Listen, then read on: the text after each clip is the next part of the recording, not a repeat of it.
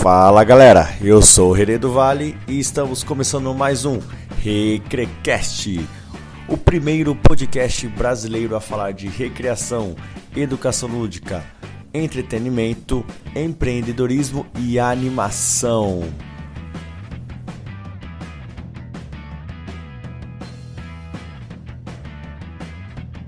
E nesse episódio de hoje nós vamos falar um pouquinho com o PV, o Paulo Vinícius, ele que é diretor do Grupo Anima Brasil, uma empresa há mais de 15 anos no mercado de São Paulo de recreação, eventos corporativos, eventos lúdicos, festas infantis. E vocês vão escutar agora um trechinho da nossa conversa, batemos um papo aí de um pouco mais de uma hora. E nessa conversa a gente vai falar um pouco de psicologia positiva, beleza galera? Espero que vocês gostem, que curtam aí o nosso bate-papo e aprendam bastante. Se gostaram, compartilhem com os amigos, dá um curtir aí no agregador do podcast, tá bom?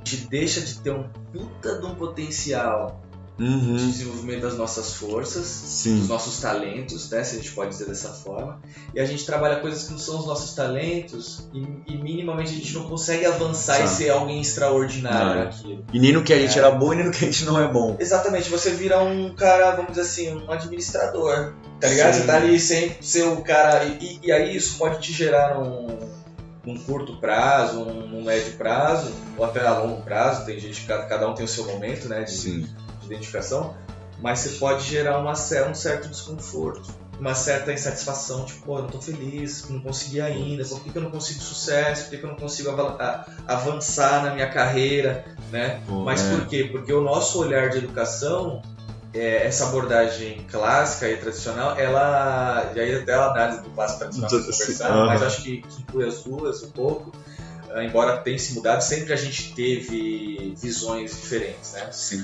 Mas de uma maneira geral, a gente deixa de olhar pro que tá ruim.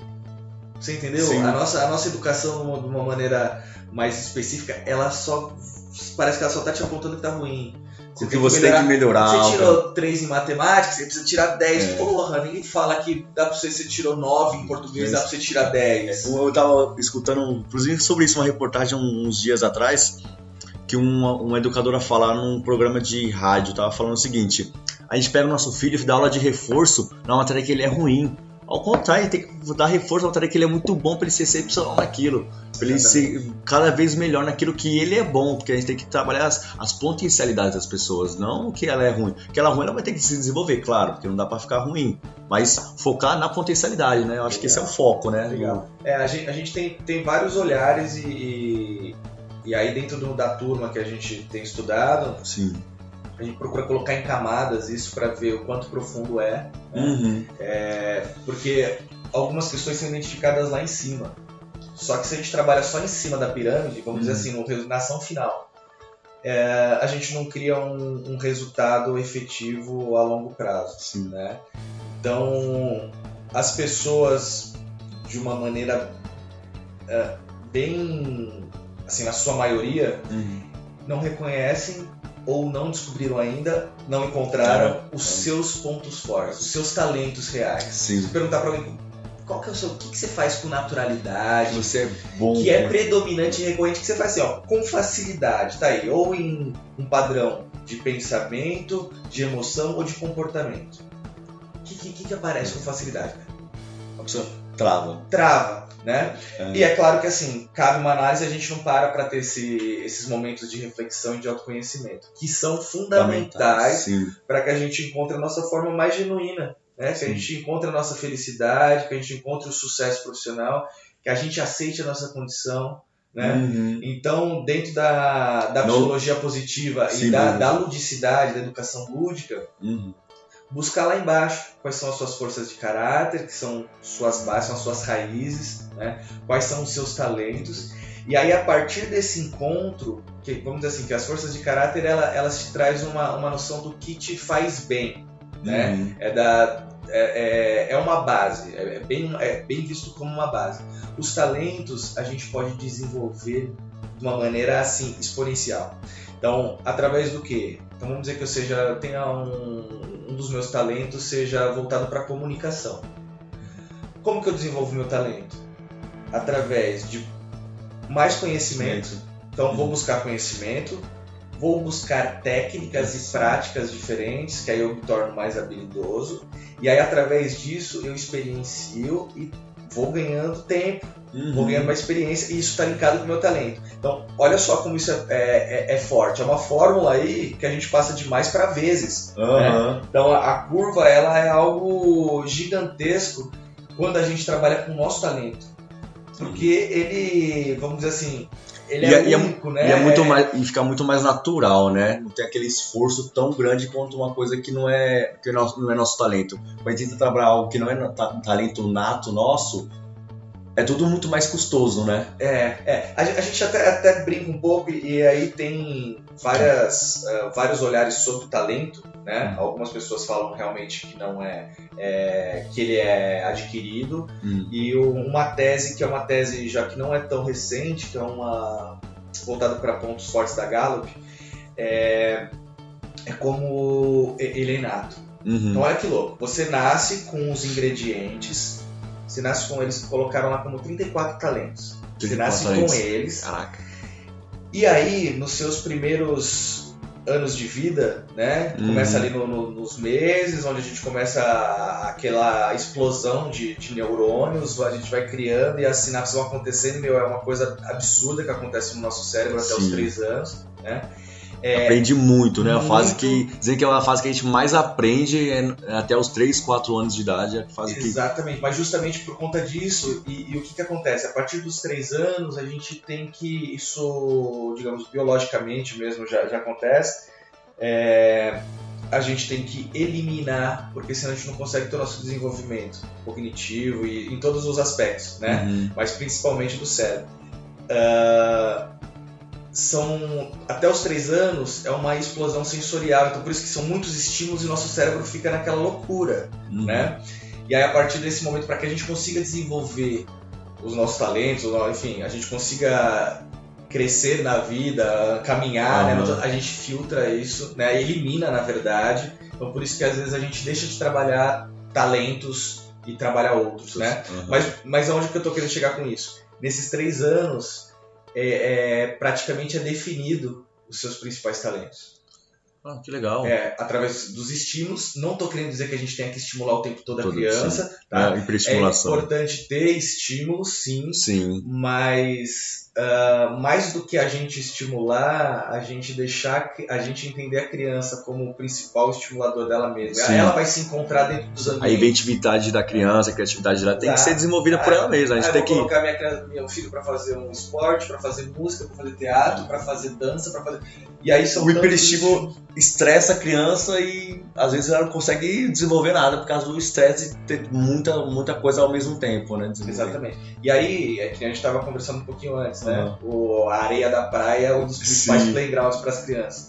Por quê? Porque ela vai ali e ali ela tá brincando de um jeito. Outro dia ela continua se aquilo ali ainda faz sentido para ela, mas ela vai mudando aos poucos e ela vai construindo outras questões. Por isso um playground é interessante, um parque, uma praça, uma areia de praia, né?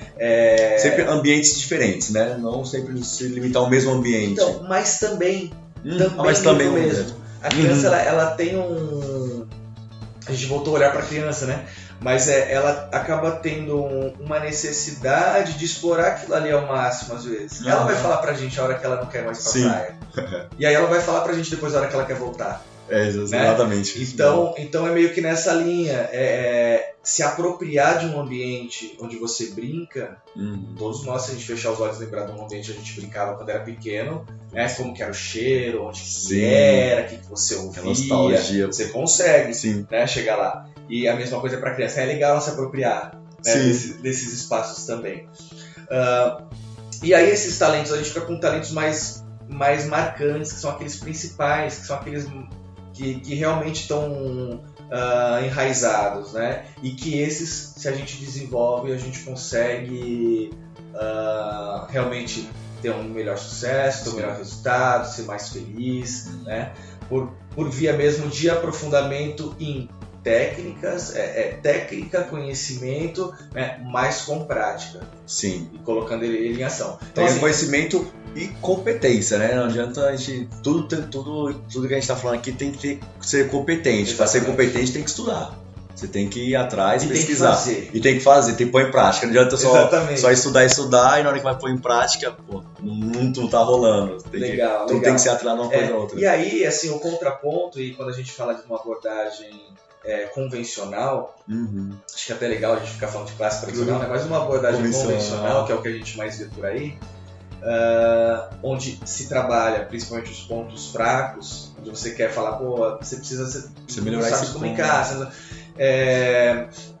A gente despende uma energia, um esforço muito grande para isso e trabalha em cima daquilo, onde a gente consegue, vamos dizer assim, a gente chegou nos 40%, 50%. Sim. Se a gente despendesse aquela mesma energia num talento nosso, naqueles principais, a gente chegaria a 100, 120, 150. Sim, entendeu? Exponencialmente. Seria algo extraordinário, né?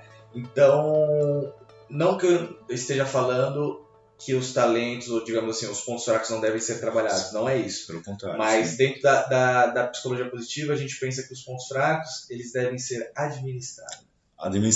Isso, então, boa. É para que não me cause risco, para que não me cause danos. Sim. Então eu vou chegar ao mínimo daquilo para que realmente o que eu trabalho seja os meus principais talentos e ali eu vou ter muito ganho. Sim. Ali vai ser extraordinário. E em algum momento eu preciso daquele ponto fraco, eu tenho uma base. Naquele meu ponto fraco. Exato. Base. Que não, é meu ponto fraco, mas eu tenho uma base, eu consigo levar aqui. Exato. Mas culturalmente a gente não está preparado para isso. Né? O nosso cérebro ele vai brigar com você. Pô, mas vou chegar numa zona de administração, no meu ponto fraco. Mas tente fazer isso. Busca trabalhar o seu ponto fraco de uma maneira só minimizar danos, né? A não ter esses danos e que eles não prejudiquem os seus pontos fortes, mas olha os seus pontos fortes. Então, onde você pode utilizá-los melhor, né? Tem entendimento do que te move a ponto de, poxa, será que eu gostaria de um cargo de liderança, de coordenação? Será que eu estou muito contente em campo e eu vim para cá mesmo para ter esse contato com todo mundo efetivo? Isso é um momento para mim, né? Eu tenho essa competência já de pegar um cargo acima já ou não? Exatamente. É de autoavaliação, né?